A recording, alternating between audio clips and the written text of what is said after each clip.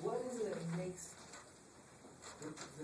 say this, there's such a thing, what makes the cultural power, okay,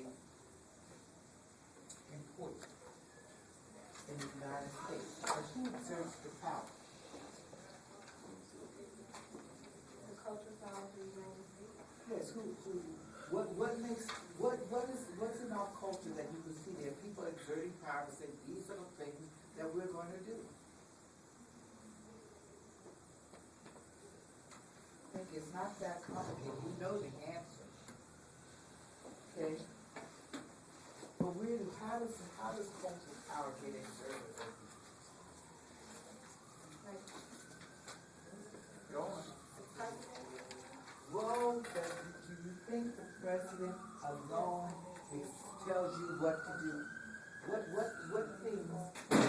What things push the power?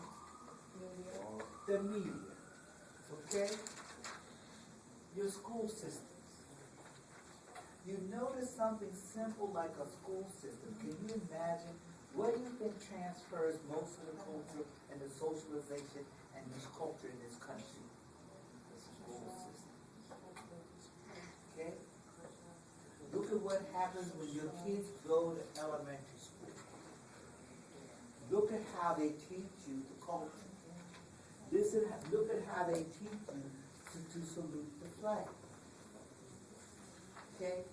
Notice that they decide what you should learn and what you should not learn. Okay? We teach what you should learn and what you should not learn.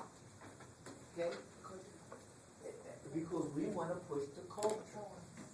Okay? And it shows up in all instances. I once told somebody that one of our goals in this country was to perform genocide on the Native Americans. I like to make that statement because everybody gets shot. Okay? Now, you've been taught that's not what we did. What you've been taught is that the Native Americans were hostiles, heathens, and all these other kinds of things. Right? They were always the bad guys. Okay? Now, and the only times that the Native American was ever nice is when the Pilgrims came over.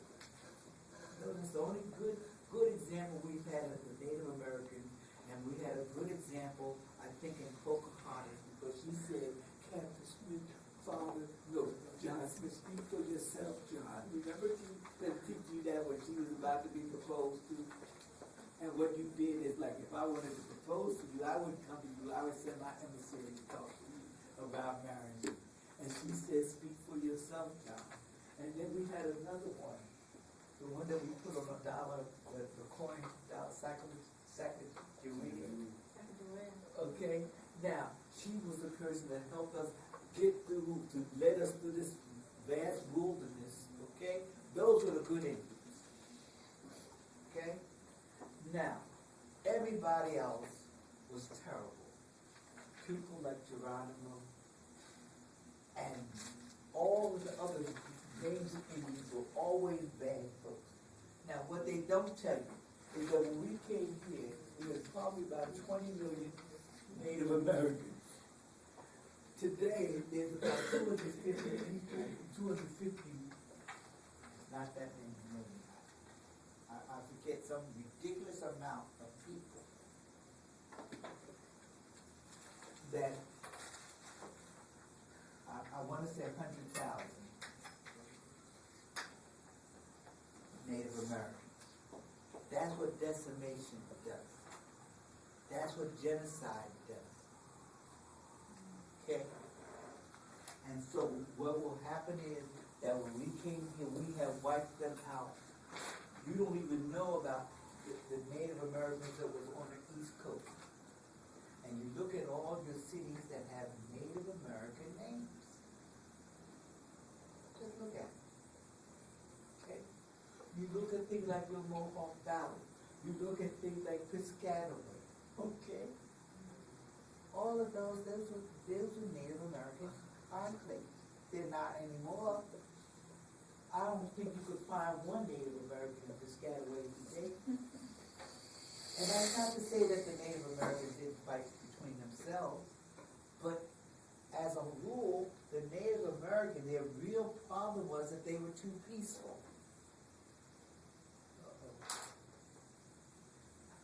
The problem with the Native American is that they were too peaceful. That's what their problem was. Okay? And so as a consequence, we come in and once again, we used our power. Okay? To say, well, look, these people are peaceful. They're on this land. Notice how many times we have gone, and they didn't have certain concepts. They didn't have concepts of ownership of almost like resources. That's our concept. They didn't have concepts like you own land and property. That's our concept. Okay? But when we get finished, notice once again, the issue is that we can figure this out. We control the culture. And when we get finished, it turns out that this control of the culture, we do it through the mass media. We have research and policy institutions that sit down and see what the people are doing, and then decide what to do. And you will notice that we decide what is good education and what is poor education. We decide what is good music and what is poor music. That's not to say that there's no counter-revolutions and counter-revolts and things of that nature. But you will remember that we all know what classical literature is. We can't stand it. We know what classical music is. Why? Because there's a group of people with the power and the influence to say, this is what is good and this is not good. Okay? And you'll notice that that's the only music that is generic in the sense that it covers the centuries. All the other music that we have, whether it's the music from the 20s, the big band music of the 40s, the doo-wop music from the 50s, all of them are just little tiny incidents. Okay? And now we like in the little rap era, and then we're going to move out of that to something else. But the classical music has always been here. That's the culture. Okay?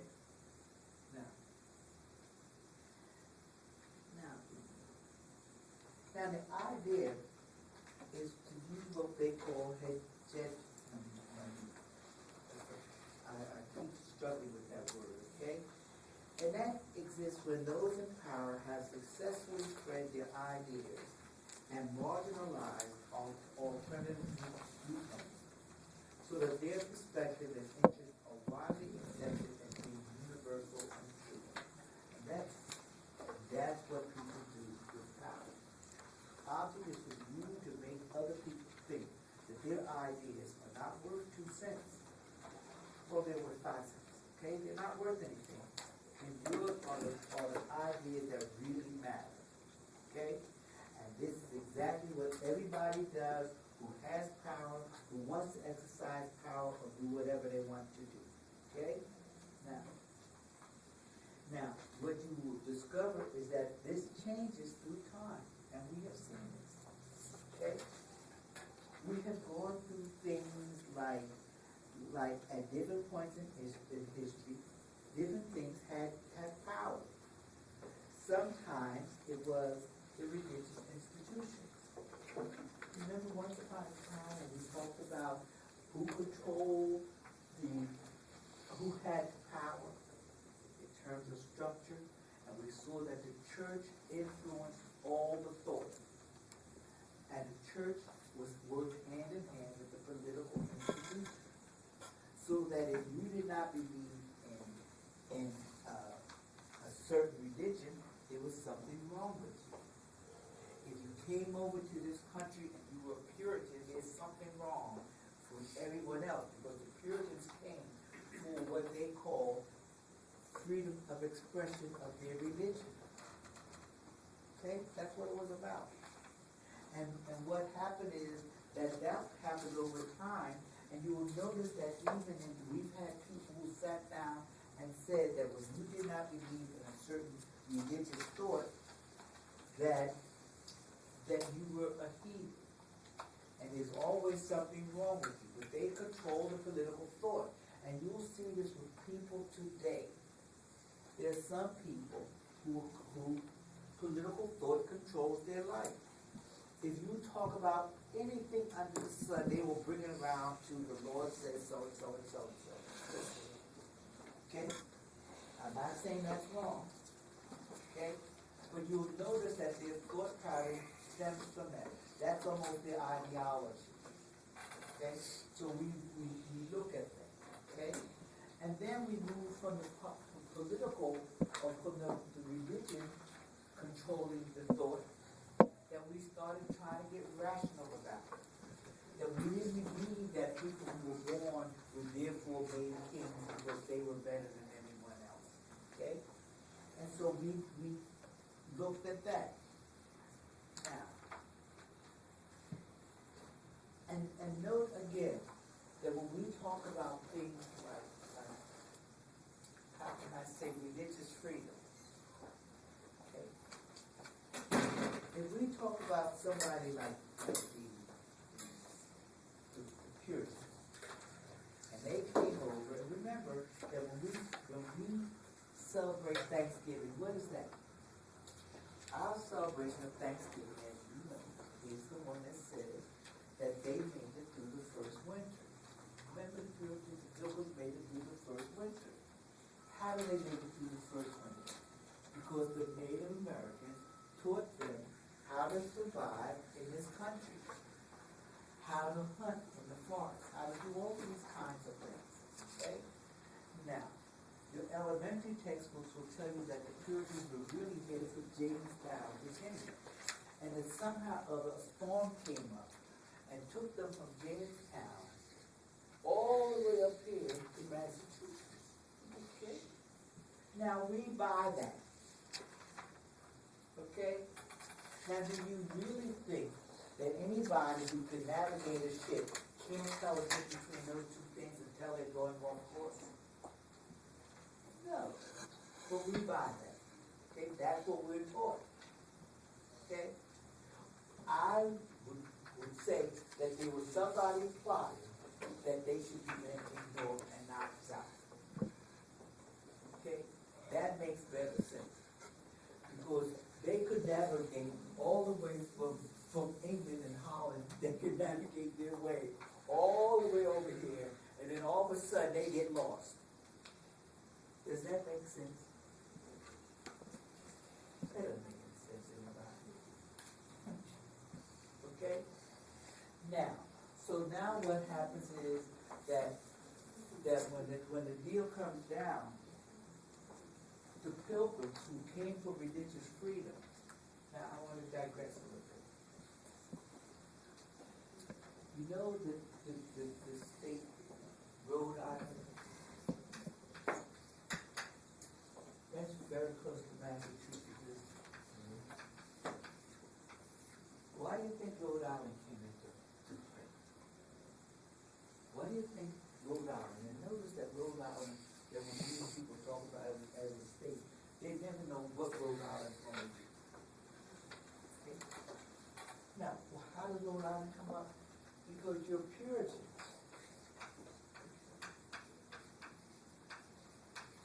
who influenced everything. Your Puritans who influenced things like your Protestantism and your Protestant ethic. Okay? What they did is now, they came in for religious freedom, is that they believe, like all the other religions, that everybody should practice their religion. That's what the problem was. Okay, that's the problem. They were using their power and their structure, because they had the government, and their influence to say what everybody had to do. Okay? They had the economic power. They had the political power. Okay? They had the cultural power to dictate that everybody should go to church on Sundays, and even if you didn't become a Puritan, you had to at least do these things. You worked every day, okay? You didn't sit around, and remember, this was a very, I don't want to say asexual, but they were not sexually active people, okay? remember that this purity carried all the way through their physical being and their soul. Okay? So you had relationships with a woman because you were making a baby. You don't have a relationship because it's fun. Okay? It's always oriented to itself. And as a matter of fact, you work hard, okay, and this is what happens. Now, you have a group of people who said, look, we're not Puritans. We don't want to go to church every Sunday. We don't want to do this and that. And what happened is that they start jumping on those people and calling them witches. Isn't that interesting? You see all these things that they teach in ministry, how they were witches, and there's even a story called the lottery. Everybody knows the story of the lottery, okay? Where they were having a lottery, and somebody didn't want their kid to be the winner of the lottery. They said, no, we don't want to win it because they were going to kill that person as a sacrifice, okay? But what happened is that you notice that the people who could not stand this, and if you read books like The Scarlet Letter or you see pictures like that, that's what they're talking about. And what those people did is they broke away and went and set up their own little college where they could be more religious free. Okay? Where they didn't have to have one religious group controlling the economics and the politics and the culture to say this is the way things have to be passed on. These are daily type of occurrences. We see them all the way through history. All the way. We don't put them in these terms. We may not know what we're looking at or what we're witnessing or what we're even reading. But that's what it is. And if you start thinking about it in terms of sociological terms, you get a different viewpoint of it. Okay? That's what we're saying. Okay? Now,